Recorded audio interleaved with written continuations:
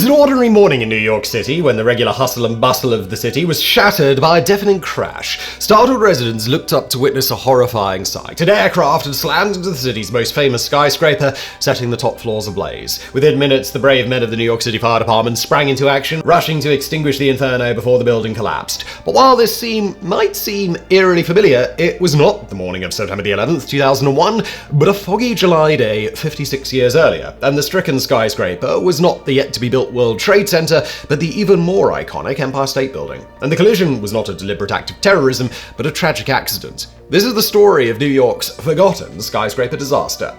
The story begins on the morning of July the 28th, 1945. The Second World War was coming to a close. Nazi Germany had surrendered almost 3 months before, and while Imperial Japan still fought on, they would not hold out for much longer. Just before 9 a.m., the North American B-25D Mitchell medium bomber of the United States Army Air Force taxied onto the runway at Bedford Army Airfield in Massachusetts, bound for Newark, New Jersey. The aircraft, named Old John Feather Merchant, had originally served as a training aircraft at Randolph Field in San Antonio, Texas, before being transferred to USAAF Air Transport Command and converted into a VIP transport, her defensive guns being removed, her bomb bay doors being bolted shut, and her fuselage fitted with more comfortable seats. That morning, the aircraft was piloted by 27-year-old Lieutenant Colonel William Franklin Smith Jr. of Birmingham, Alabama. A graduate of the U.S. Military Academy at West Point, Smith was a seasoned combat veteran, having flown 34 bombing missions over Europe and earned numerous decorations, including the Distinguished Flying Cross and the Air Medal with oak leaf clusters, a Presidential Unit Citation, and the French Croix de Guerre with palms. Just before we continue with today's episode, let's thank our sponsor, War Thunder, the most comprehensive vehicle combat game ever made.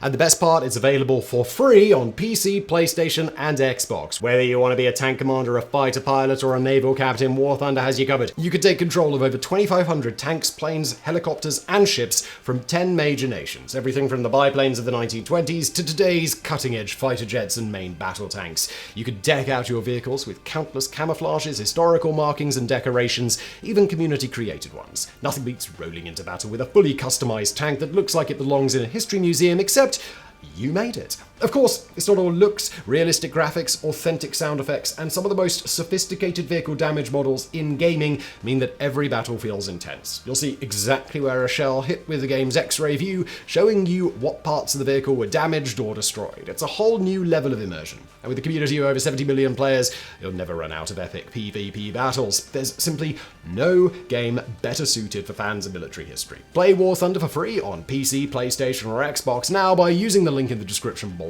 New and returning players that haven't played in 6 months will also receive a massive bonus pack across all platforms that includes multiple premium vehicles, the exclusive vehicle decorator Eagle of Valor, 100,000 Silver Lions, and 7 days of premium accounts. It's available for a limited time, so be quick. Thank you to War Thunder for sponsoring, and now back to today's episode. But while Smith had hundreds of flying hours aboard the Boeing B-17 Flying Fortress, this was only his second time flying a B-25. Also aboard the aircraft were USAAF Staff Sergeant Christopher Dmitrovich and US Navy Aviation Machinist's mate second class Albert Perner, whom Smith was ferrying to Newark. A crew chief aboard Douglas C-47 Skytrade transport aircraft, Staff Sergeant Dmitrovich had been shot down over the Netherlands on September the 17th, 1944 during the infamously ill-conceived Operation Market Garden, and later supervised the conversion of Old John Feather Merchant into a VIP transport. But while seated in the co-pilot's seat, Dmitrovich was not authorized to fly the aircraft. Lieutenant Colonel Smith would fly the aircraft alone. Meanwhile, machinist's mate Perner was an expert in airborne radar, having supervised the installation of some of the first sets on US Navy aircraft. His brother Albert had been killed on May the 4th, 1945, when the destroyer USS Luce was sunk by Japanese kamikaze aircraft off Okinawa, and Perner was on leave to Newark to console his grieving parents. That morning, the eastern seaboard was socked in with dense fog, forcing all aircraft to fly by instrument flight rules, or IFR. Just prior to takeoff, Lieutenant Colonel Smith was informed that due to heavy air traffic, he would not be cleared to take off until after 11 a.m. However, Smith and Dmitrovich were scheduled to pick up another USAAF officer in Newark at 10 a.m. before flying on to their home base at Sioux Falls, North Dakota. He thus radioed the New York Municipal Airport, today LaGuardia Airport, who cleared him for a contact approach with a 1,500-foot ceiling. That is, he would have to fly below the clouds and maintain visual contact with the ground at all times. Seeing no other means of making his rendezvous on time, Smith accepted the flight conditions and took off just before 9 a.m., flying north toward Newark. The flight was plagued with turbulence and extremely poor visibility. 40 minutes after takeoff, Smith reached Municipal Airport airspace, but failed to inform them of his arrival. By this point, the cloud ceiling had dropped to 1,000 feet, forcing him to fly at 800 feet to maintain visual contact with the ground. Both acts were violation of commercial flight rules, and air traffic control recommended that Smith land at New York Municipal until visibility improved. At that time, however, military aircraft were outside the jurisdiction of civilian air traffic control, and Smith ignored the recommendation and requested clearance to continue to Newark. His request was granted, with air traffic control recommending he turn back and land at New York Municipal if visibility dropped below 3 miles. At the time, visibility was already below 2 miles, but Smith pressed on regardless. From here, Smith made a number of fateful errors, which made a disaster all but inevitable.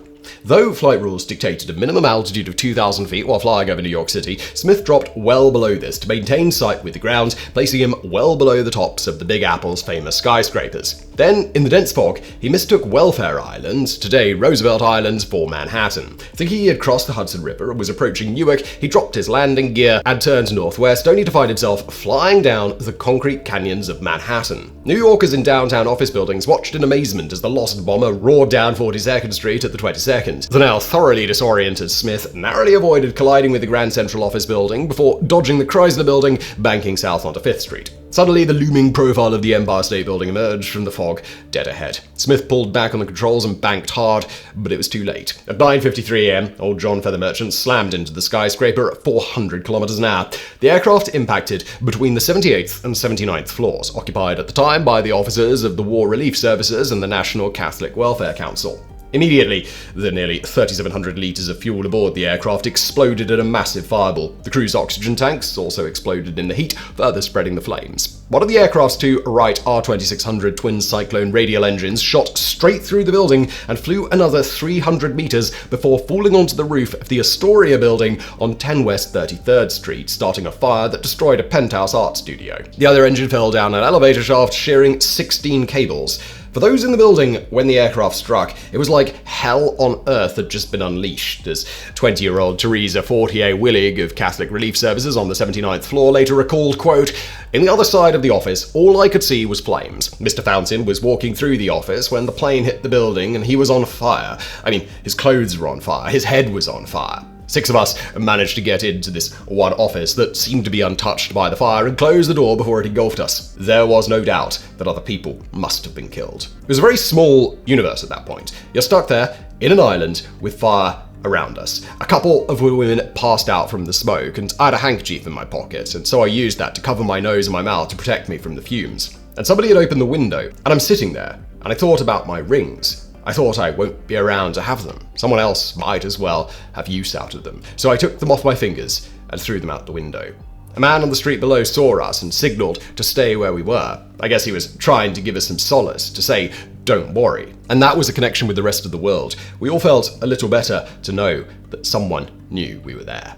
Though she was spared the flames, the experience of Gloria Paul of the United Service Organization on the 56th floor was no less horrifying. I was at the file cabinet, and all of a sudden the building felt like it was just going to topple over. It threw me across the room and I landed against the wall. People were screaming and looking at each other. We didn't know what to do. We didn't know if it was a bomb or what happened. It was terrifying. On the ground below, 17-year-old Donald Maloney, a Coast Guard pharmacist's mate on leave, was on his way to the Empire State Building observation deck when he heard the crash high above. He rushed to a nearby Walgreens pharmacy and demanded bandages, morphine, burn ointment, and alcohol. But when he returned to the building and attempted to reach the crash floors, he discovered that all the main passenger elevators had been knocked out of operation. Knowing there was another elevator accessible in the sub-basement, he headed there instead. Meanwhile, 23 fire companies of the New York City Fire Department, coordinated by Deputy Chief Gerhard Bryant of the 3rd Division, began arriving on the scene along with 12 ambulances, 20 doctors and nurses, and 12 stretcher bearers. Knowing that effective communications would be vital in fighting such a tall fire, Bryant initially tried to establish a telephone connection with the burning floors. However, the crash had severed all telephone lines in the building, so Bryant instead turned to a brand new system of radio telephone backpacks manned by firemen Arthur Marson and Galvin Gertson. The Empire State Building plane crash was among the first times such equipment had been used in a firefighting operation. Within 35 minutes of receiving the initial alarm, firemen reached the 78th and 79th floors and began beating back the flames. As Teresa Willig later recounted, quote,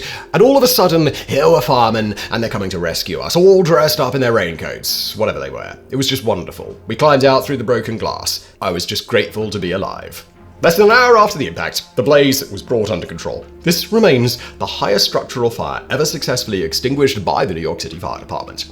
July the 28th, 1945 was a Saturday, meaning the Empire State Building was significantly less occupied than usual. Nonetheless, the collision killed 14 people, all 3 airmen aboard the B-25, and 11 civilian office workers. Of the 14 victims, only 2 could be readily identified. One was ejected from the 79th floor and landed on a setback on the 72nd floor, while the other was severely burned and died in hospital 5 days later. All the others were burned nearly beyond recognition, including machinist's mate Albert Perner, who was thrown from the aircraft and fell down an elevator shaft into the basement. 26 people also suffered severe injuries, including 19-year-old elevator operator Betty Lou Oliver, who was thrown from her elevator cab on the 80th floor and severely burned by blazing aviation fuel. Firefighters placed her in another elevator to carry her to street level, but the cables damaged by the aircraft's second engine suddenly snapped, sending the cab and Oliver plunging 80 stories to the ground below. Miraculously, Oliver survived the plunge, her descent being slowed by a cushion of high-pressure air that had built up under the cab. However, she suffered severe injuries, including 2 broken legs and a broken pelvis, neck, and back. Oliver was rescued with the help of Petty Officer Maloney, who was already in the sub-basement when her elevator crashed down. Slight of build, Maloney was the only person on hand who could fit into the crumpled elevator cab to pull Oliver out. Despite her injuries, Oliver made a complete recovery and eventually returned to her job at the Empire State Building. She still holds the world record for the highest survived elevator fall. Meanwhile, Petty Officer Maloney was credited with saving 12 people that day. He later became a US Navy hospital corpsman and served in the Korean War, being wounded 8 times. Surprisingly, the structure of the Empire State Building was not seriously compromised by the impact and subsequent fire, and most businesses in the skyscraper reopened the following Monday. Still, over $1 million in damage was inflicted, more than $17 million in today's money.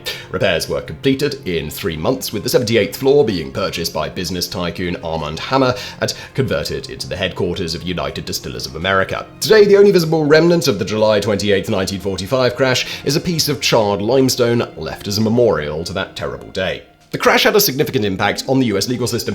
In August 1946, President Harry S. Truman passed the Federal Tort Claims Act. For the first time in history, the act allowed private citizens to sue over torts, i.e. civil wrongs committed by individuals or groups acting on behalf of the US government, overturning the prior doctrine of sovereign immunity. While the 1945 Empire State Building crash was not directly responsible for the passage of the act, which had been languishing in Congress for over 2 decades, the statute was made retroactive to 1945 to allow the families of the victims to seek reparations. Now, before we end today's video, it's worth noting that the New York City Building Code requires all buildings to be able to withstand an aircraft impact, and indeed, the World Trade Center towers, completed in 1973, were constructed to this standard. At the time of their design, however, the heaviest airliner in regular service was the Boeing 737, with a maximum takeoff weight of 50,000 kilograms. But the aircrafts which slammed into the towers on the morning of September the 11th, 2001, were Boeing 767s, weighing nearly 3 times as much. The buildings never stood a chance. Just before we finish today, big thank you again to War Thunder for sponsoring this video. New and returning players that haven't played in 6 months will also receive a massive bonus pack across all platforms, including multiple premium vehicles and other goodies available for a limited time only.